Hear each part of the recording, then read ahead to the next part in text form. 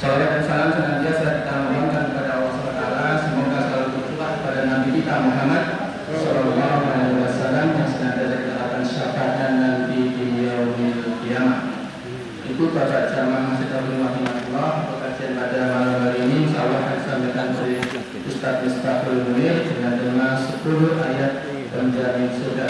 Marilah kita awali kajian pada malam ini dengan membaca basmalah dan raditu billah robat. Bismillahirrahmanirrahim. Raditu billahi robat wa bil islami dina wa bi Muhammadin nabiyya wa rasulah. Rabbi zidni ilma warzuqni fahma. Pada Ustaz Miftahul Munir kami persilakan menyampaikan materi itu.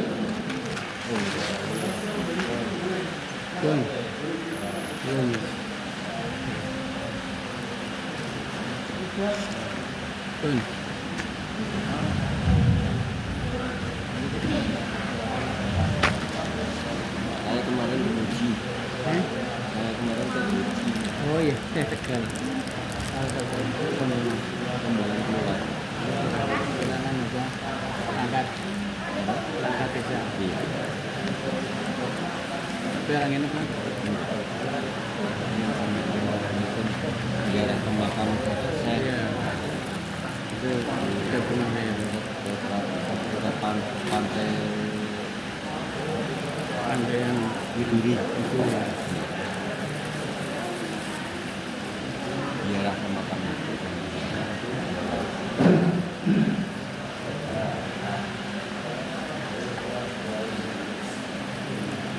Kalau bapak itu Tegal Itu Tegal. Itu 30 kilo dari 20 sampai 25 kilo Uji dari mana? Assalamualaikum warahmatullahi wabarakatuh. Bismillahirrahmanirrahim. Alhamdulillahirabbil alamin. Alhamdulillahirabbil alamin. Alhamdulillahirabbil alamin. Alhamdulillahilladzi anzala minas samaa'i maa'an wa akhraja bihi minas thamarati rizqan lakum fala taj'alu lillahi andadan wa antum ta'lamun. Allahumma shalli wa sallim wa barik ala Muhammadin wa ala alihi wa ashabihi ajma'in. Wallahu ta'ala kitabul karim a'udzu billahi minasy syaithanir rajim. Qad aflahal mu'minun alladzina hum fi salatihim khashi'un walladzina hum 'anil lagwi mu'ridun walladzina hum lizakati fa'ilun walladzina hum li furujihim hafizun illa 'ala azwajihim aw ma malakat aymanuhum fa innahum ghayru malumin wa man ibtagha wara'a dhalika fa ulaika humul 'adun walladzina hum bi amanatihim wa 'ahdihim ra'un walladzina hum 'ala salawatihim yuhafizun ulaika humul warithun. Allahumma shalli ala dalam hal ini itu ada yang Alhamdulillah kalau sampai akhir semoga hujan semoga hujan ini melakukan kita semua semoga kita tetap sehat semoga kita tetap aman semoga kita tetap macet dan semoga dari sini pun kita semua tetap sehat jadi nanti kehujanan tidak mengerang tidak mengalami dan tidak salam dan salam semoga Allah melimpahkan dan limpahkan kepada junjungan kita Muhammad Sallallahu Alaihi Wasallam. Bapak dan Ibu jamaah Masjid dan Allah Subhanahu Wa Taala, semoga dengan yang sudah didapat dapat dirahmati, junjungan yang sudah didapat dapat dinikmati. Semoga apa yang diberikan menjadikan kita pada malam ini Tapi nggak hujan ya? Di sana nggak hujan. Dari sini sampai Pulau Lagu nggak ketemu hujan.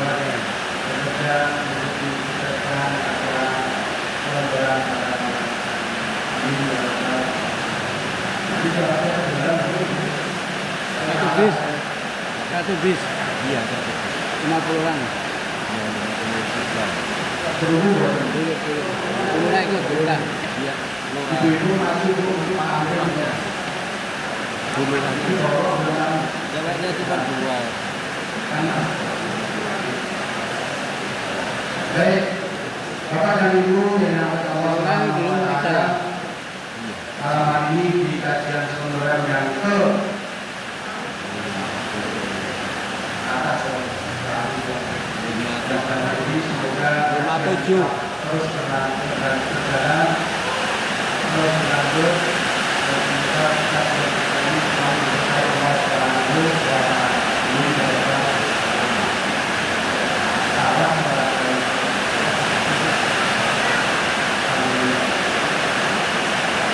baik, walaupun salah tetap akan menyampaikan, tapi benar atau tidak nanti dia sudah menyampaikan materi perkembangan.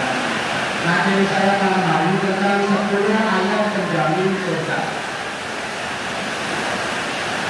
Yang 10 ayat ini tertuang dalam hadis Rasulullah Sallallahu Alaihi Wasallam. Hadis itu berbunyi, An Umar bin Khattab radhiyallahu anhu qala Rasulullah sallallahu alaihi wasallam qad unzilat alayya. Itu kurang maju waktu itu kalau apa maju lagi. Saya menjawab, An Umar bin Khattab radhiyallahu anhu dari Umar bin Khattab, semoga Allah meridhoinya. Qala, dia berkata, qala Rasulullah sallallahu alaihi wasallam, Rasulullah sallallahu alaihi wasallam bersabda, qad unzilat alayya, sungguh kering telah diturunkan kepadaku, kepada saya Muhammad SAW, asyur ayatin, 10 ayat. Man aqamahunna, siapa saja yang mengamalkan 10 ayat ini, dakhala al-jannah, dia akan dijamin masuk surga. Bermakna kemudian Rasulullah sallallahu alaihi wasallam membaca qad aflahal mu'minun. Surat Al-Mu'minun ayat 1 sampai 10. Itulah 10 ayat yang akan menjamin kita masuk ke dalam surga. Man aqamahunna, barang siapa mengamalkannya 10 ayat tadi dengan sungguh-sungguh, dakhala al-jannah, dia akan masuk ke dalam surga. Hadis ini diriwayatkan oleh Imam Ahmad dalam Musnad Ahmadnya, oleh Imam Al-Hakim dalam Mustadraknya, dan oleh Imam At-Tirmidzi dalam Sunan At-Tirmidzi. Hadis ini derajatnya hasan. Jadi hadis ada hadis sahih, ada hadis hasan, ada hadis dhaif. Kalau dhaif ini jelas tidak diamalkan, karena dhaif itu jelas bukan dari Rasulullah SAW. Kalau hadis sahih akan jelas pasti dari kanjeng Nabi. Hasan itu juga pasti dari kanjeng Nabi, hanya salah satu dari perawinya yang meriwayatkan hadis itu ada yang lemah hafalannya. Bisa jadi kalimatnya sedikit berbeda karena lemahnya hafalan orang yang meriwayatkan hadis. Tapi hadis hasan sama hadis sahih yang bisa diamalkan bila dia dijadikan sebagai sandaran itu atau sebagai motivasi tadi beribadah.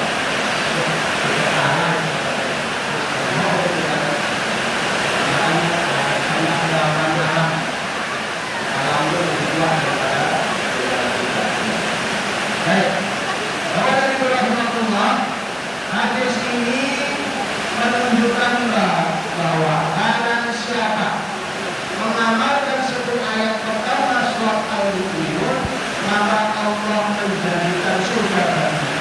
Kenapa? Karena di ayat-ayat ini Allah menggambarkan sifat-sifat mukmin yang sejati. Yang sifat-sifat itu bila diamalkan akan membawa keberuntungan bagi orang yang mengamalkan. Mari kita Pelajari satu persatu ke 10 ayat ini. Ayat pertama, qad aflahal mu'minun. Sungguh beruntung aflah, berarti beruntung. Masuk angin dan tahan berarti ilmunya sudah tinggi.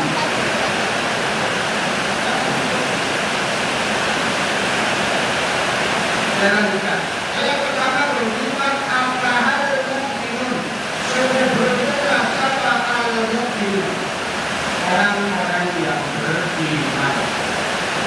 Maka itu menjadi syarat siapapun yang ingin mendapat keuntungan, siapapun yang ingin selamat di dunia dan di akhirat, syarat pertama dan utama adalah al-mu'minun, yaitu beriman.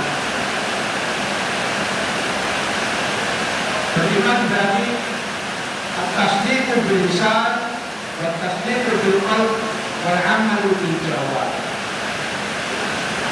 Jadi ketika dikatakan beriman, berarti dia meyakini, membenarkan dengan lisannya, meyakini dengan sepenuh hati, kemudian mengamalkannya dalam kehidupannya sehari-hari. Maka syarat pertama jika orang ingin selamat, beruntung, sukses di dunia dan akhirat, maka al-mu'minun yaitu al-imanu billah, atau yang sering dikatakan dengan tauhid, mengesahkan Allah Subhanahu wa ta'ala. Maka ketika dikatakan iman, maka itu mencakup dari makhluk iman yang kita yakini. Iman kepada Allah, malaikat, kitab, rasul, hari akhir, qada dan qadar. Maka ketika kita mengatakan beriman, berarti iman meyakini Allah sebagai Tuhan. Kita meyakini ada malaikat yang selalu mencatat dan mengawasi semua gerak diri kita. Kita meyakini bahwa ada nabi dan rasul yang diutus Allah untuk menyampaikan risalah Allah. Ada Quran yang itu adalah kalamullah, kalimat-kalimat Allah yang diturunkan kepada Nabi Muhammad SAW, dan siapapun yang membacanya itu dianggap atau dinilai lebih baik. Iman kepada hari akhir, bahwa nanti kita semua akan di sana, kita semua akan berada di yaumul akhir, kita semua akan mempertanggungjawabkan diri kita di hadapan Allah Subhanahu wa ta'ala. Dan ada qada dan qadar, bahwa segala sesuatu dijaga kayak ini, dan kita tidak lahir sampai mati, kita semua tidak akan keluar dari yang namanya takdir Allah, ketentuan Allah Subhanahu wa ta'ala. Maka itu adalah iman yang harus kita yakini, kita akan menangkan dalam diri kita masing-masing sebagai fondasi kita dalam menjalani kehidupan kita di dunia. Itu yang pertama. Yang kedua, ayat kedua, alladzina hum fi sholatihim khashi'un. Ini sifat orang mukmin yang pertama. Yaitu apa? Orang-orang yang khusyuk dalam sholatnya. Khusyuk memang bukan syarat sah sholat. Selama orang itu melakukan gerakan sesuai hukum sholat, sholatnya sah. Andai kata khusyuk menjadi syarat sah sholat, tapi supaya takbirnya sah sholat. Karena mesti ketika kita sholat maksimal, pokoknya buka-buka dengan semua, terus itu mengerti pikiran mesti hati-hati. Bapak ini selalu mesti tidak seperti itu. Atau biasa kita banyak itu pasti akan mengganggu kesulitan. Maka karena tidak pernah maka Allah akan dikata orang bisa sholat dengan khusyuk. Apa itu khusyuk? Khusyuk dari kata khosya'ah, yang berarti tunduk, tenang, merendahkan diri, rasa takut dan hormat, takjub pada yang kita sembah. Maka orang-orang yang khosyuk dari orang-orang yang sholat dengan penuh kekhusyuan, ketundukan hati, ketenangan jiwa, dan menghadirkan akan keberadaan Allah yang ada di hadapan kita masing-masing.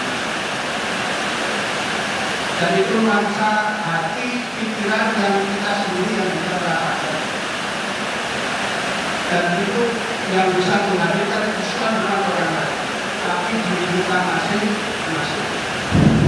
Karena kalau kita selalu mengandalkan keadaan ini kan suatu yang sepi, orang harus diganggu, orang itu benar. Itu lalu tidak pasti. Tapi kalau kita melihat suatu melihat untuk ibadah kepada Allah, maka sejak kita masuk ke Allah kita berdoa dan kita takdir semua tujuan kita adalah menghadap Allah Subhanahu wa Ta'ala. Sehingga dengan begitu badan kita, pikiran kita, semua gerakan kita tidak akan terganggu dengan apa yang ada di sekeliling kita. Dan itu untuk perjuangan kita masing-masing. Untuk effort kita masing-masing untuk mengikhlaskan niat bahwa kita ingin sholat khusyuk kepada Allah Subhanahu wa Ta'ala. Maka ayat ini oleh Imam Ibnu Katsir dalam tafsirnya Ibnu Katsir katakan khusyuk adalah ketenangan, ketundukan, sikap diam dalam sholat serta menundukkan pandangan. Artinya hati tunduk kepada Allah sehingga anggota badan pun menjadi tenang karena semua ingin menghadap bertemu dengan Allah Subhanahu wa Ta'ala. Itu teorinya. Prakteknya masing-masing kita. Meskipun karena ini kita masing-masing. Jangan pernah menyalahkan keadaan, jangan pernah menyalahkan masjid, jangan menyalahkan siapa samping kita. Kalau itu yang selalu dari kita, maka sampai kapanpun kita tidak akan pernah bisa khusyuk dalam.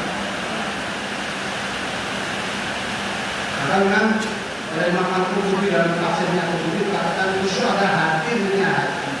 Hadirnya hati di hadapan Allah dengan penuh penghormatan dan penuh rasa takut kepada Allah Subhanahu.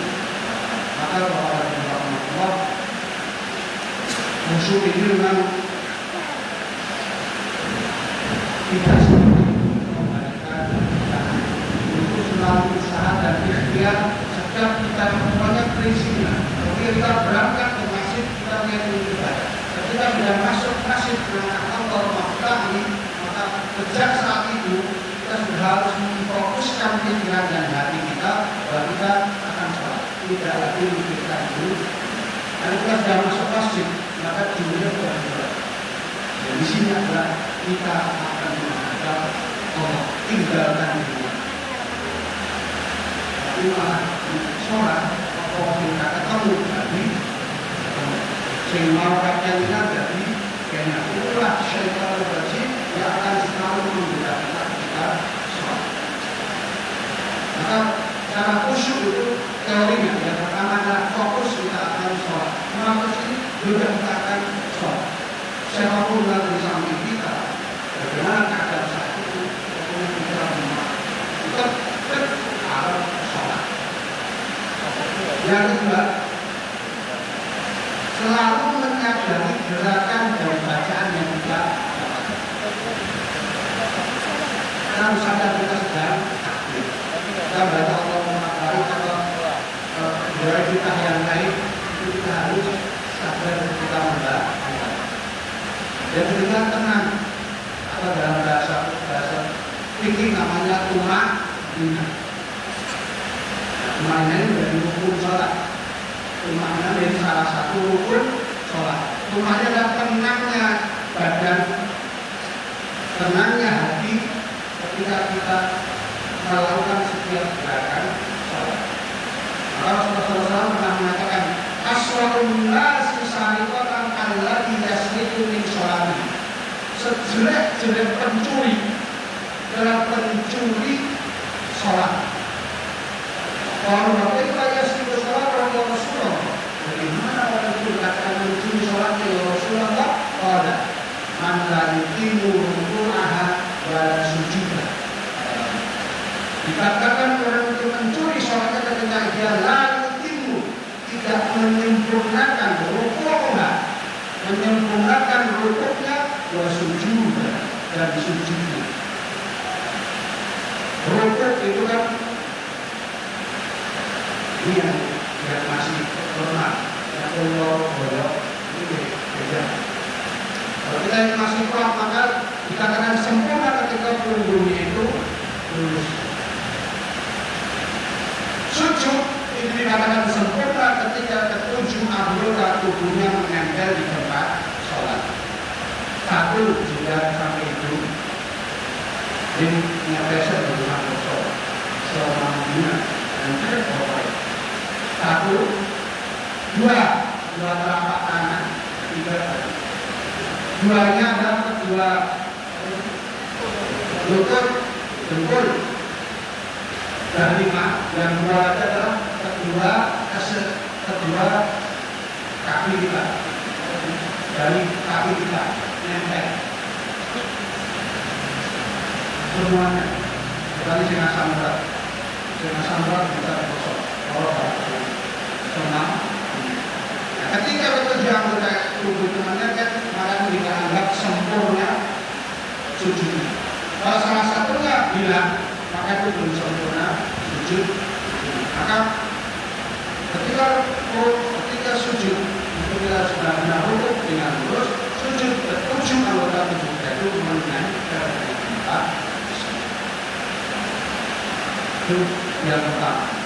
Alladzina hum fi shalatihim khusyuk, yaitu orang-orang yang mereka itu khusyuk dalam sholat.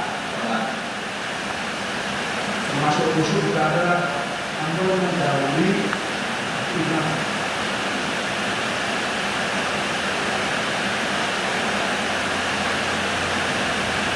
Tapi itulah kata tidak orang itu takut kepalanya diubah dengan kepala imam atau kadet karena dia berani mendahului belakang imam.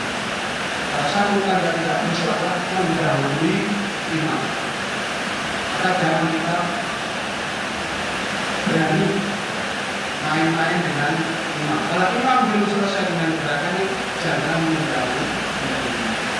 Al-Yuhamu yawak sawak sakimai, Allah akan merubah kepalanya dari kepala. Maka para ulama ukurannya apa? Ukurannya adalah tidak takbir. Ketika imam sudah takbir Allahu Akbar, kita sudah mengatakan bar, baru kita Allahu Akbar. Sami Allahu liman hamidah, baru kita berdiri. Rabbana walakal hamd. Itu namanya tidak mendahului gerakan di maka kita perlu siapapun imamnya. Karena mengajarkan imam itu ju'ilal imamu liyutamami. Imam itu ditunjuk untuk diikuti. Maka ketika dia jadi imam, maka kita tidak boleh mendahului gerakan ini. Yang pertama, sifat orang mukmin pertama bila ingin masuk surga yaitu alladzina hum fi shalatihim khusyuk, orang yang sholat itu khusyuk. Yang kedua, ayat yang ketiga, walladzina hum 'anil lagwi mu'ridun, yaitu orang-orang yang menjauhkan diri mereka 'anil lagwi mu'ridun, dari perbuatan atau perkataan yang tidak berguna. Al-lahu artinya ada sesuatu yang tidak bermanfaat, yaitu dalam bentuk perbuatan maupun ucapan. Maka saya langsung ayat ini mengajarkan kepada kita bahwa orang yang beriman adalah orang yang bisa menjaga perilaku dan lisannya dan tidak menyia-nyiakan waktunya. Orang yang beriman adalah orang yang fokus menggunakan waktunya, umurnya untuk amal-amalan yang berguna, yang memberikan manfaat untuknya di dunia, atau lebih untuk manfaat dan nanti saat menghadap Allah Subhanahu wa Ta'ala. Dan ketiga ayat itu juga menjelaskan bahwa orang yang beriman adalah orang yang menjauhi omongan yang berbohong, konten yang tidak mendidik, status atau bikin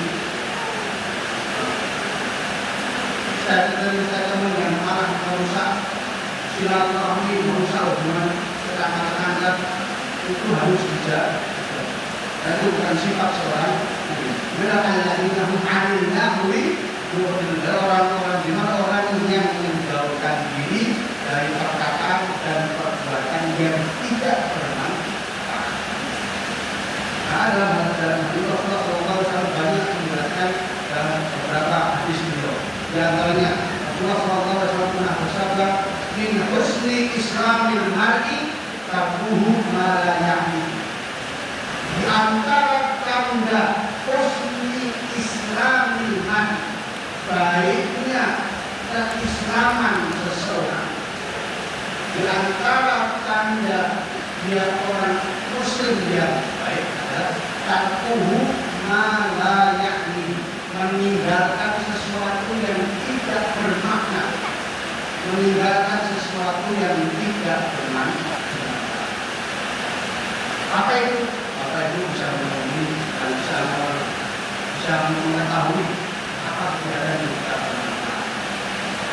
Sesuatu yang tidak produktif, tidak menghasilkan kebaikan bagi kita, tidak menghasilkan kebaikan terhadap dari sesuatu yang tidak bermanfaat. Maka bila itu sesuatu yang memang tidak bermanfaat, maka jauhi dan hindar. Ini bukan berarti kita tidak boleh diri, tidak boleh gores, tidak boleh lari, tidak boleh jalan-jalan. Tapi kita harus punya prioritas dan sampai kita tidak mau melaksanakan waktu umur kita untuk sesuatu yang bermanfaat. Hadis yang kedua, kami telah mengatakan la yastaqimu imanu 'abdin hatta yastaqima qalbuhu. Wa la yastaqimu qalbuhu hatta yastaqima lisanuhu. Tidak akan istiqomah iman seseorang hingga istiqomah hatinya, dan tidak akan istiqomah atau lurus hatinya hingga lurus lisannya. Maksudnya apa? Orang itu beriman itu adalah orang yang bisa menjaga lisannya, bisa menjaga perkataan. Kalau sekarang lisan itu tidak mesti dalam ucapan secara verbal langsung, tapi bisa lisan dalam bentuk kita WA, status, Facebook, Twitter, TikTok, Instagram, itu bisa termasuk lisan, walaupun tidak secara verbal. Orang beriman yang yastaqimu lisan, orang yang mampu menjaga lisan.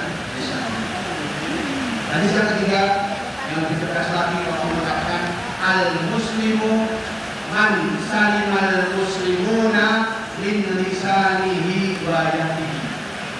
Al-muslim, seorang muslim adalah orang muslim yang lain atau orang lain salimah, selamat dari apa?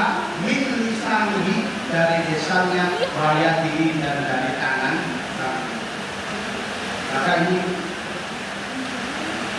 hadis ini juga semoga bisa menjadi introspeksi buat diri kita.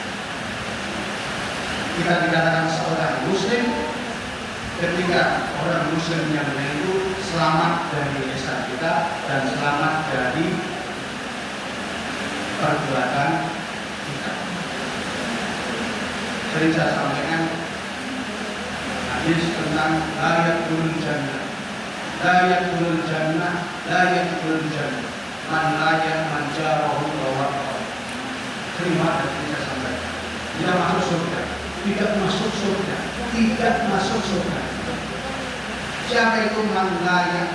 Orang yang tidak bisa memberi rasa aman, nyaman, tenang, jauh pada tetangganya. Karena apa? Bawa itu perang itu. Nah, kalau kita sebagai tetangga, orang lain tidak nyaman karena perilaku kita, dan kita saja dengan hadis tadi layak ulul jannah tidak bisa masuk surga. Adalah dengan hadis tadi al-muslimu man salima al-muslimuna min lisanihi wa yadihi. Muslim adalah orang yang bisa, di mana orang muslim yang lain itu selamat dari ucapan dan perilaku. Ini yang syarat seorang mukmin menjadi selamat dan masuk ke dalam surga. Yang ketiga, kata Nabi, wal ayat yang keempat, walladzina hum lizzakati fa'ilun. Yaitu orang-orang yang lizzakati menunaikan atau mengeluarkan zakat. Qala rahimahullah, zakat itu berasal dari kata zakat yang artinya bersih, suci, tumbuh dan berkembang. Maka ayat ini memiliki dua makna. Yang pertama, makna secara syariat, yaitu memang benar-benar lebih namunis zakat fa'il. Jadi orang mukmin itu orang yang mereka itu memang yang mampu itu mereka mengeluarkan zakat, menunaikan zakat dan zakat fitrah ataupun zakat bagi yang mampu. Yang makna yang kedua adalah secara maknawi, yaitu apa? Tazkiyatun nafs. Yaitu orang beriman zakat, yaitu orang yang selalu berusaha untuk mensucikan jiwanya, mensucikan pribadinya. Dari apa? Dari sifat-sifat atau akhlak-akhlak tercela. Dia sombong, sum'ah, ujub, hasad dan sifat-sifat lain. Karena Allah dengan jelas mengatakan, qad aflaha man zakkaha wa qad khaba man dassaha. Qad aflaha, sungguh beruntung siapa man zakkaha, orang siapa saja yang mampu mensucikan jiwa. Jadi mengartikan jiwa itu adalah roh kita masing-masing. Kita semua punya, dari semua sampaikan berarti kita punya roh yang perlu Allah berikan dalam keadaan suci, dan Allah akan minta kembali dalam keadaan suci. Harapannya begitu. Karena roh itu memang milik Allah. Tapi kalau jasad kita ini kita akan kembalikan ke, dia akan diminta Allah dari roh kita masing-masing. Dan roh itu Allah berikan dulu dalam keadaan suci. Makanya kullu mauludin yuladu 'alal fitrah. Dan itu dilahirkan dalam keadaan suci. Roh kita suci. Karena Allah ini ketika Allah mengambil pada waktunya nanti, Allah ini kembali dalam keadaan suci. Maka kita hidup dalam rangka untuk menjaga kesucian. Bagaimana cara kita menjaga roh kita suci? Kita amalkan, kita jalankan apa yang diperintahkan Allah, dan kita jauhi semua yang sudah dilarang Allah Subhanahu wa Ta'ala. Ketika kita mengamalkan apa yang diperintahkan Allah, kita sholat, kita zakat, kita puasa, kita sedekah, kita baca Quran, kita bantu orang lain, kita ngomong baik, kita amal-amal yang baik. Semua kebaikan itu pada hakikatnya ada dalam rangka untuk mensucikan jiwa kita. Karena kita membiasakan diri dengan beramal soleh, maka aku yakin kalau orang itu terbiasa beramal soleh, maka akhir hidupnya pun dia pasti dalam keadaan sedang beramal soleh. Kullu abdin bu'itha ala ma matu alaihi. Dan hadis datang, setiap hamba Nabi akan dibangkitkan dalam keadaan bagaimana dia mati dulu. Itu pilihan kita. Mau mati seperti apa? Itu pilihan kita masing-masing. Mau mati sedang baca Quran, mau sholat, sedang membantu orang lain, sedang bersih masjid, sedang, itu pilihan. Mau mati sedang mau ibu, itu pilihan kita. Bagaimana kita mati? Semua ditentukan oleh diri kita masing-masing.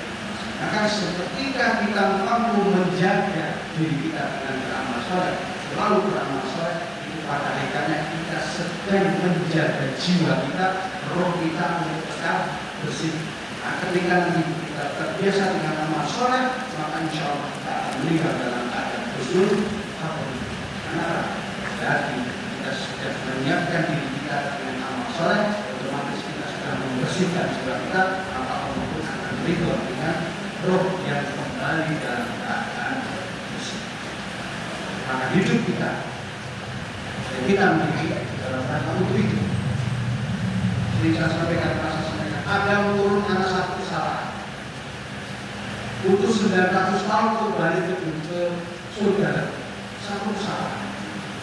Allah baru ridho setelah 900 tahun. Kita yang maksimal 90 tahun. Nabi mengatakan umur umat di bawah siti wasafina sana. Dikatakan umur umat itu akan 60 sampai 70 tahun. Berarti kan tidak sampai 100. Kalau sampai 100 berarti sudah itu tidak ke masjid itu luar biasa. Perlu perjuangan.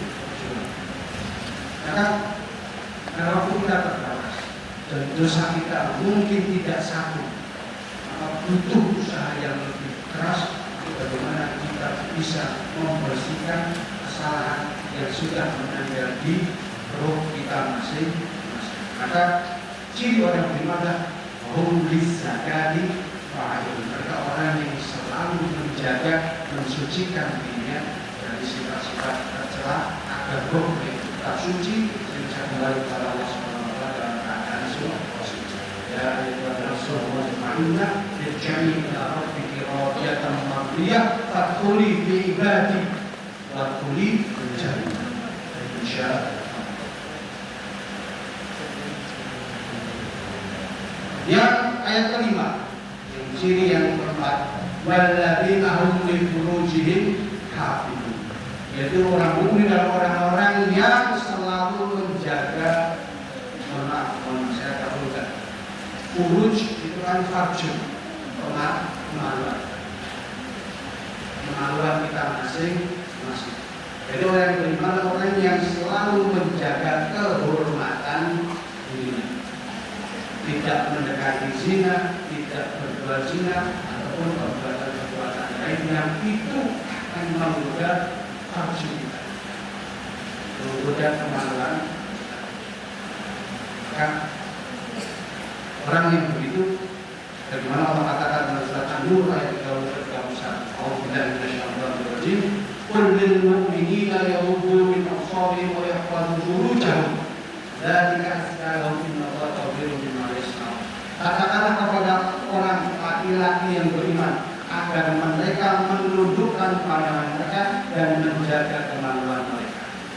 Dzalika azka lahum, karena yang demikian itu akan mensucikan diri mereka.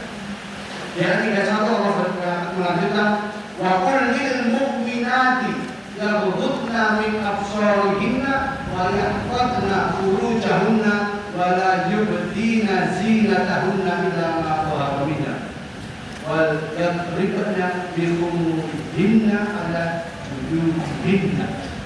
Dan katakanlah pada para wanita yang beriman agar mereka menundukkan pandangan mereka, menjaga kemaluan mereka, dan tidak menampakkan perhiasan mereka kecuali yang biasa, wajah dan telapak tangan.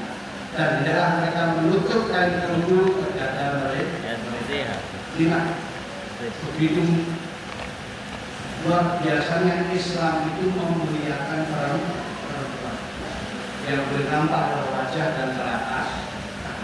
Berarti seluruh tubuh wanita adalah aurat yang harus dijaga dan ditutupi dan tidak boleh ditampakkan ke orang lain.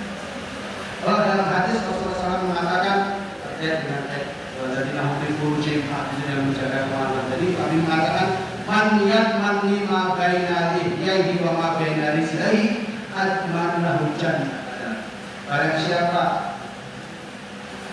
bisa menjamin untukku menjaga ma baina lihyaihi, menjaga apa yang di antara kumis dan jenggotnya, berarti mulut.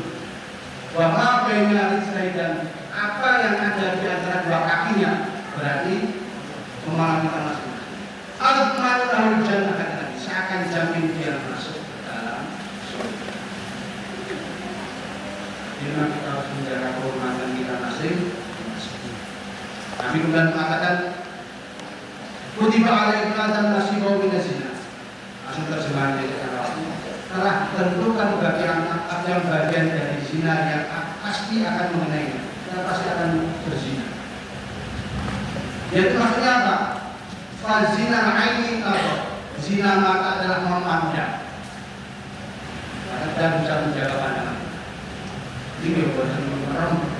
Jadi merem, bukan merem, ampun. Tetap maksudnya apa? Tidak mungkin kita tidak akan memandang, tapi kita harus bisa menjaga pandangan kita. Wazina lisan dan zinanya lisan adalah al-mantiq, yaitu berbicara. Karena tidak jaga. Qul khairan aw liyasmut. Ucapan yang baik atau lebih baik, jangan mengatakan apa. Ya. Wan nafsu dan zinanya jiwa adalah tamanna wa tashtari. Dan jiwa itu adalah suka ngayal dan suka bernafsu. Jadi harus kita kendalikan. Maka puasa dan mereka untuk mengendalikan diri. Kalau yang belum bisa menikah maka tentu masalah sini termasuk yang ahli puasa. Mereka adalah bukan segala mendapatkan jodohnya. Wal farju yusuf dikendalikan dan semua itu dibutuhkan al-farj, kemaluan. Apakah dia akan membenarkan, mengikuti, berarti tidak membiaskan, atau juga dibuat atau mendustakan, berarti menjauhi atau tidak melakukan. Betul tidak? Betul. Karena ini, kemudian bentar lagi, yang ayat yang kedua yang menjadi ayat syarat atau ciri orang mukmin yang jamin masuk surga, walladzina hum li amanatihim wa ahdihim ra'un. Itu orang-orang yang bisa menjaga amanat dan janji mereka.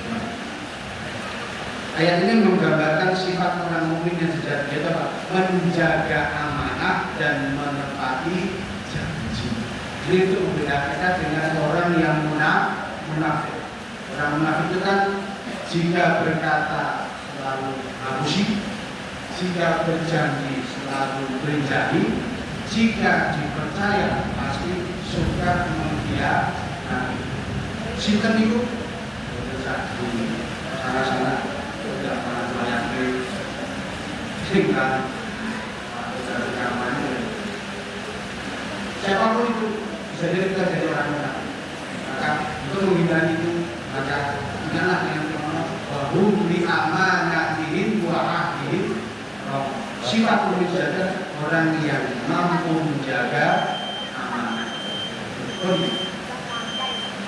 Terakhir, ayat ini disebut sebagai tanda orang mukmin yang sejati apa? Walladzina hum 'ala sholawatihim yuhafizun. Mereka orang yang selalu menjaga sholat. Jadi di awal ciri pertama orang yang sholatnya khusyuk ditutup dengan mereka adalah orang yang selalu menjaga sholatnya, yaitu tidak pernah meninggalkan apalagi main-main, apalagi menyelesaikan sholat. Karena sholat dapat sholat itu ibaduddin, sholat bagian agama. Paman hadama fakat hadamati, ketika siapa sudah menghancurkan sholatnya hadamati, berarti dia sudah menghancurkan agamanya sendiri.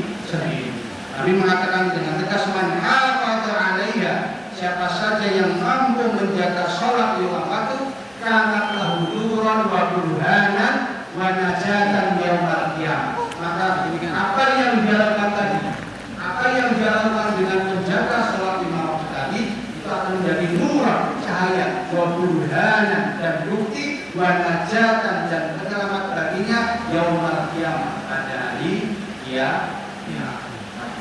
Warahmatullahi. Sifat mukmin yang sejati khusyuk sholat, menjauhi hal yang sia-sia, menunaikan zakat, membersihkan jiwa, menjaga kehormatan diri, menjaga kemaluan, memelihara amanah dan janji, dan yang akan menjaga sholat dengan izin. Semoga Allah menjaga istiqomah dan mukmin yang sejati, dan juga kita dapat mendapatkan Rasul. Assalamualaikum warahmatullahi wabarakatuh.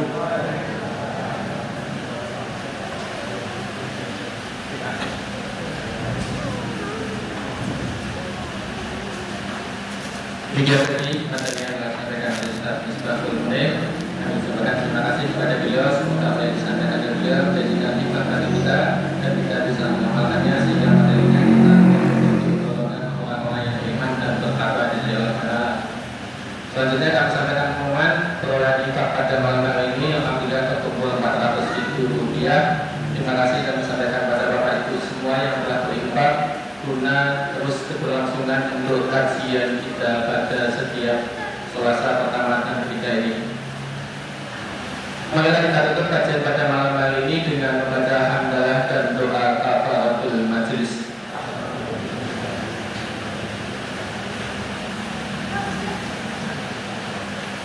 Kalau tidak dari kami mohon maaf. Bila dari Assalamualaikum warahmatullahi wabarakatuh.